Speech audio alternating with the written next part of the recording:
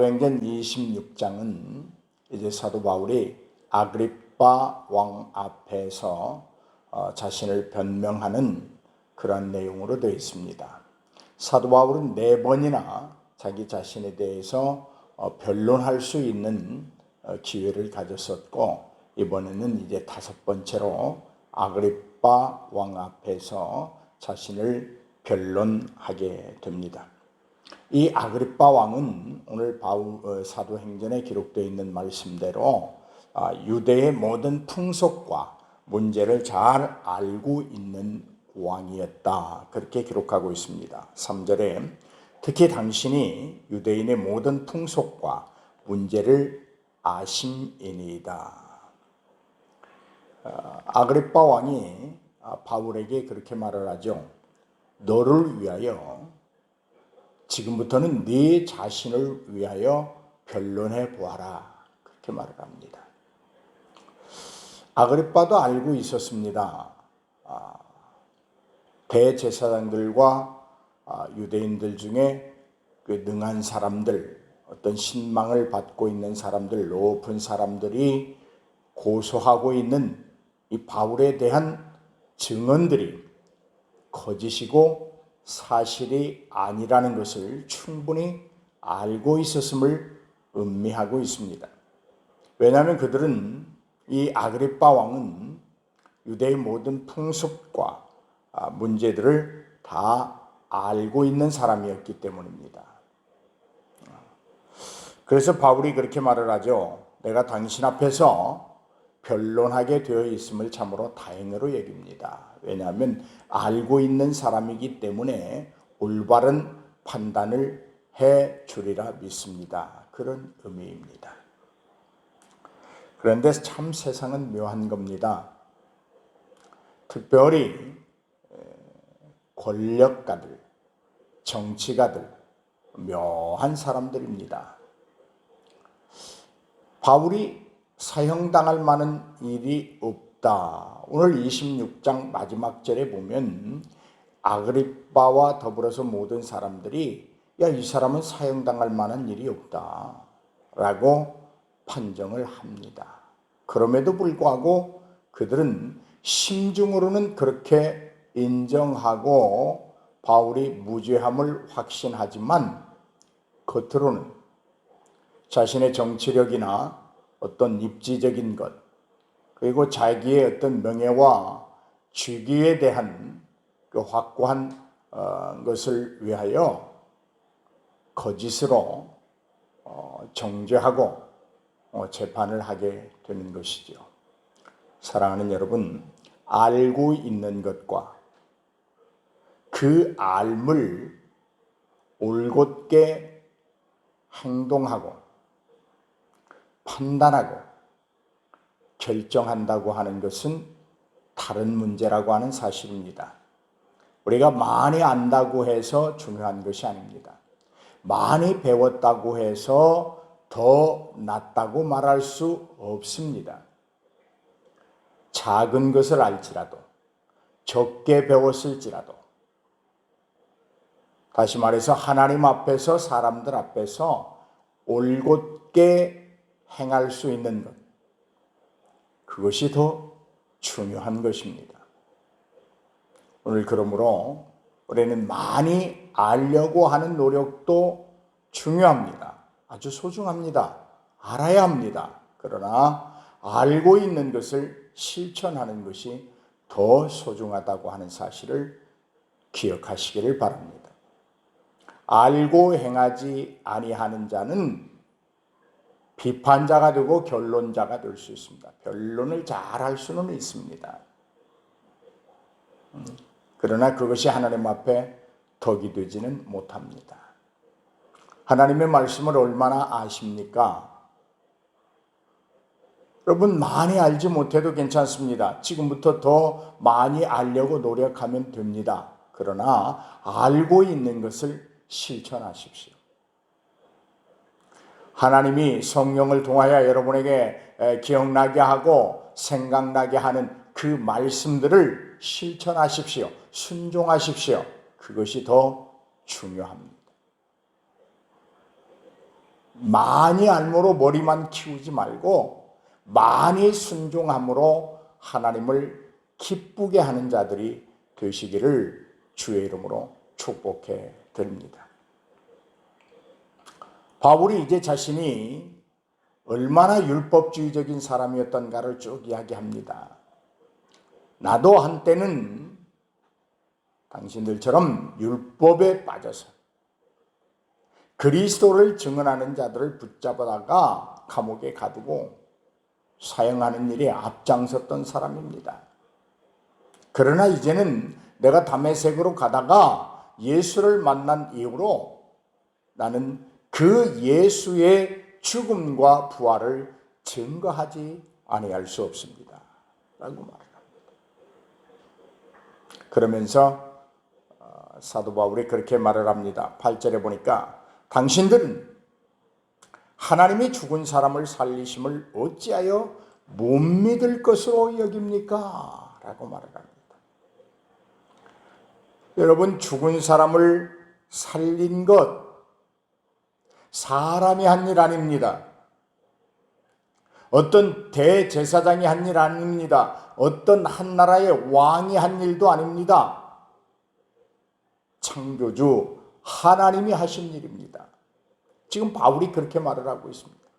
하나님이 죽은 사람을 살리신 일에 대하여 어찌하여 당신들은 믿지 아니할 것으로 여깁니까? 하나님이 하신 일입니다. 여러분이 그렇게 찾고 기다리고 만나기를 원하는 하나님이 하신 일입니다. 그런데 어찌 그 일을 믿지 아니할 것이라고 여깁니까? 여러분, 참으로 여러분은 어리석지 않습니까? 라고 하는 말입니다. 예수 그리스도의 죽음과 부활은 하나님이 하신 일입니다. 아멘. 하나님이 하셨습니다. 오늘 우리는 이 하나님의 섭리와 하나님의 원대하신 계획 속에서 일어나는 모든 일들에게 아멘으로 화답할 수 있기를 주의 이름으로 축복합니다. 믿을 만한 것이 못 되는 것이 아니라 반드시 믿어야 되는 것이 하나님의 일이요 하나님의 섭리입니다. 믿으십시오. 죽은 자 가운데서 그리스도를 부활하신 하나님을 믿으십시오. 하나님은 죽은 자를 살리시는 분이십니다. 하나님은 부족한 것을 넘치도록 충만케 하시는 분입니다. 하나님은 안전뱅이를 일으키십니다. 하나님은 혈루증을 고치십니다. 하나님은 병든 자를 치유하시고 가난한 자를 부욕케 하시고 미련한 자를 지혜롭게 하시고 연약한 자를 강하게 하십니다. 오늘 우리가 믿는 하나님이 그 하나님이십니다. 믿어야 되는 것인지 믿지 않아야 되는 것인지 더 이상 갈등하지 아니하기를 바랍니다. 믿으시기를 바랍니다. 믿어야 합니다. 많이 알고 믿지 못하는 것보다 적게 알고 믿는 것이 훨씬 유익한 줄로 믿습니다. 사도 바울이 계속해서 아그리빠 왕 앞에서 이야기를 합니다. 내가 다메섹으로 가다가 예수를 만났는데 그 예수가 나에게 이렇게 말을 합니다. 너로 나의 종과 증인을 삼을 것이며 내가 너를 이스라엘과 이방인들에게서 너를 구원하여 그들에게 보내리라 그렇게 말했습니다. 라고 말합니다. 오늘 바울을 택하시는 사울을 다메섹에서 만나시는 그 주님은 바울을 종과 증인으로 삼으셨다라고 하는 말입니다. 오늘 우리 모두는 다 주님을 만난 줄로 믿습니다. 아니, 주님과 동행하며 주님의 일에 동참하는 자들입니다.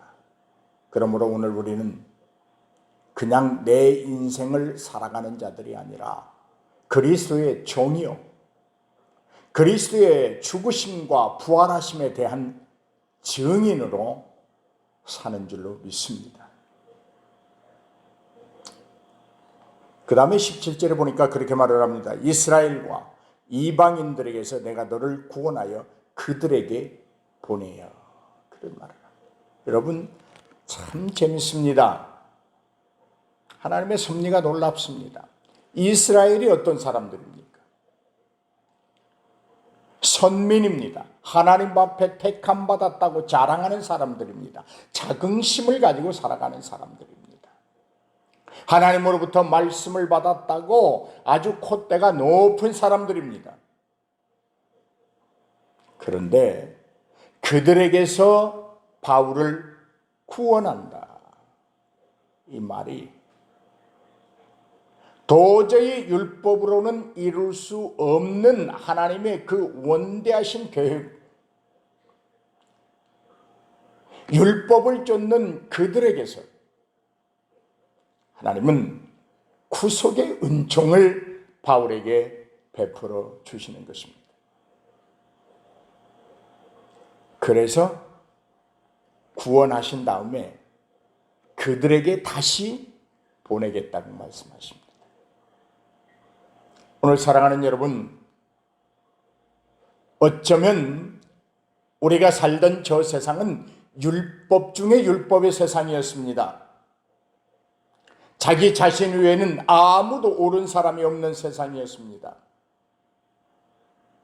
누구와 더불어 산다고 하는 것은 생각조차 못하는 세상이었습니다. 자기만 잘 살면 되는 세상이었습니다. 어떤 정죄와 비판과 판단의 칼을 가지고 한 사람 한 사람의 인격을 난도질하는 그런 세상이었습니다. 그런데 그 세상에서 우리를 구원하시고 다시금 그들에게 보내신다고 말씀하십니다. 종으로, 증언자로 보내신다는 것입니다. 그렇습니다. 오늘 우리는 이 세상에 다시 보냄을 받았습니다. 우리가 그리스도의 은총을 통하여 구원을 받았다고 하는 것은 세상과 전혀 관계없는 삶을 살라는 것이 아니라 우리가 거짓되고 헛되고 의미 없이 살던 그 세상에서 구원받은 자로서 다시금 그들에게 돌아가 저들도 주님의 품으로 돌아올 수 있게 하는 그러한 삶을 살아야 될 줄로 믿습니다. 그리스도의 종과 그리스도의 증언자는 보냄을 받는 자들입니다. 오늘 우리 각자는 여러분이 속한 가정으로 보냄을 받았습니다. 여러분이 속한 지역으로 보냄을 받았습니다. 여러분이 속한 이 대한민국으로, 이 세상으로 다시 보냄을 받았습니다. 증인으로 보냄을 받았습니다. 종으로 보냄을 받았습니다. 구원받은 자답게, 하나님의 종답게, 그리스도의 증인답게 사시기를 주의 이름으로 권면합니다.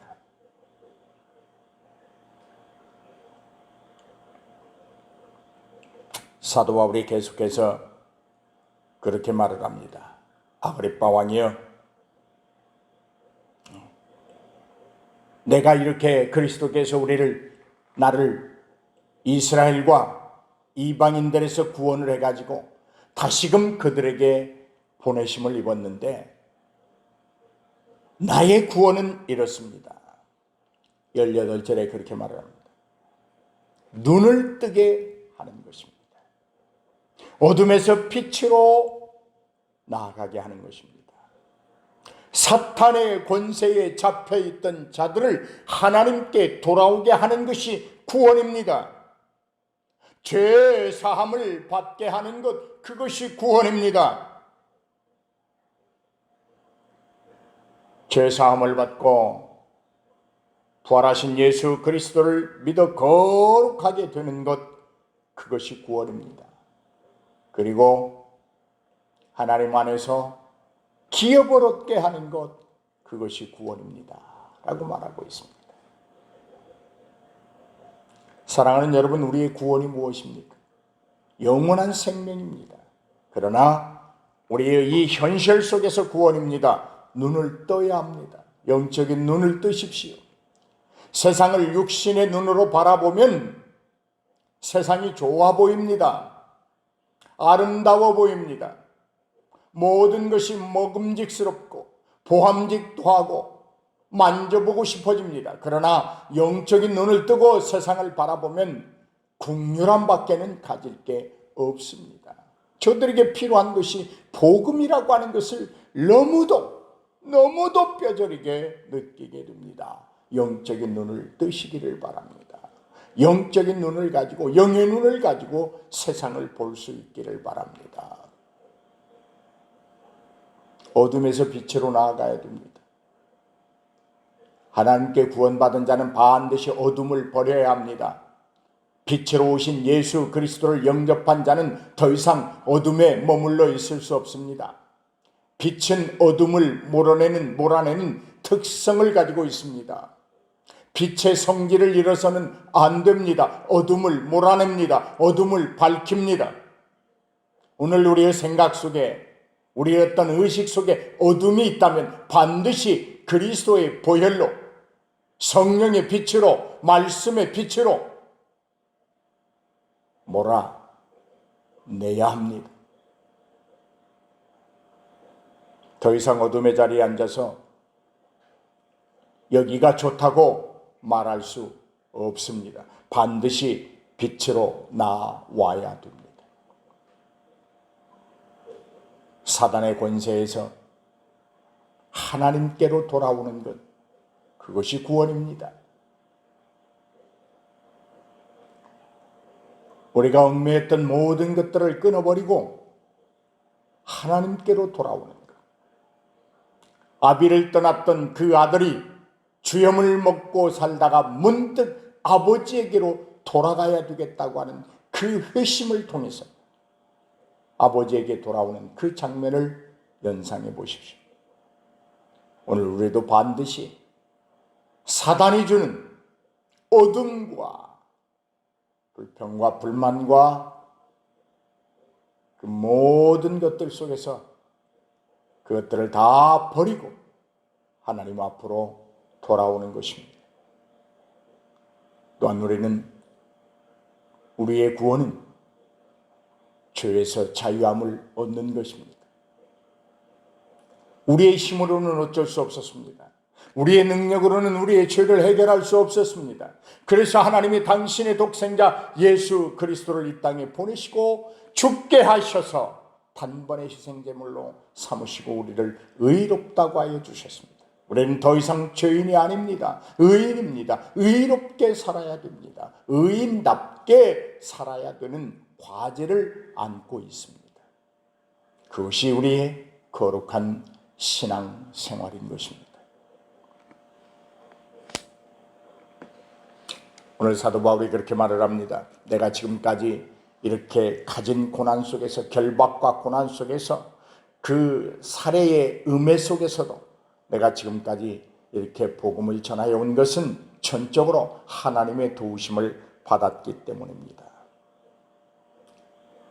그러고 내가 지금까지 증언하는 것은 내 말이 아닙니다. 선지자들과 모세가 반드시 되리라고 말씀하신 것. 하나님의 아들이 이 땅에 와서 죽고 부활하심으로 그리스도가 되시고 왕이 되시고 구원자가 되시리라고 하는 것.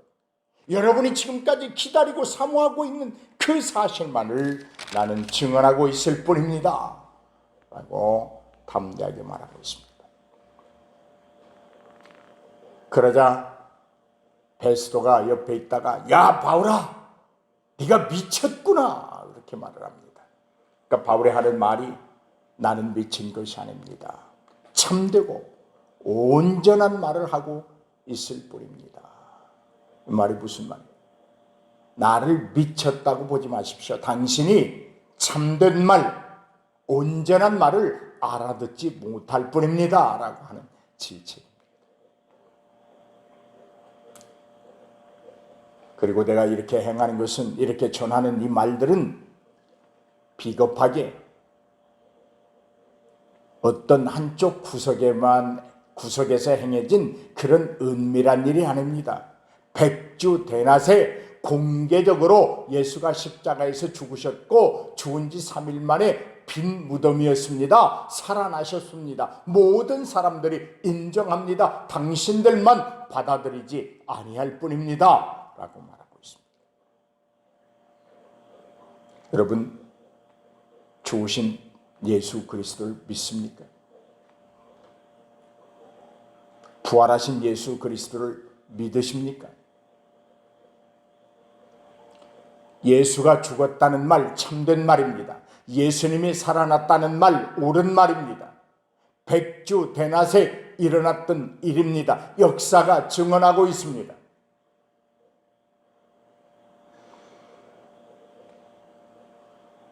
그러면서 사도 바울이 그런 말을 합니다.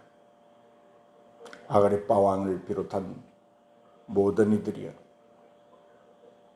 내가 오늘 이렇게 결박당한 것 외에는 여러분도 나와 같이 되기를 하나님께 간절히 원합니다. 여러분, 지금 자기의 생명이 위험에 처해 있습니다. 그럼에도 불구하고 바울은 자기의 생명을 어떻게 하면 연장시켜 볼까에 몰두하지 않습니다.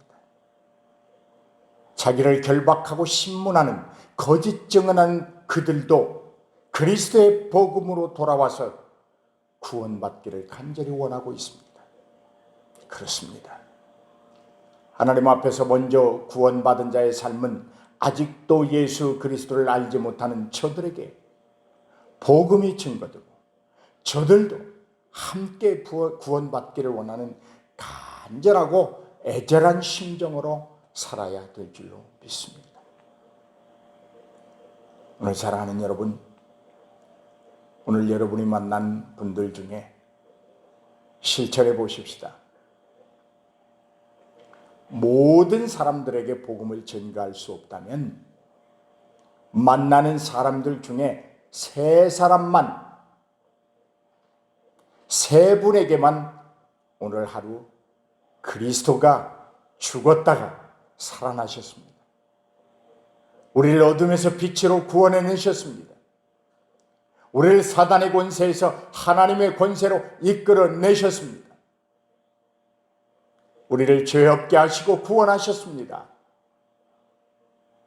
오늘 하루 단 세 사람만이라도 복음을 증언해 볼 수 있기를 권면합니다.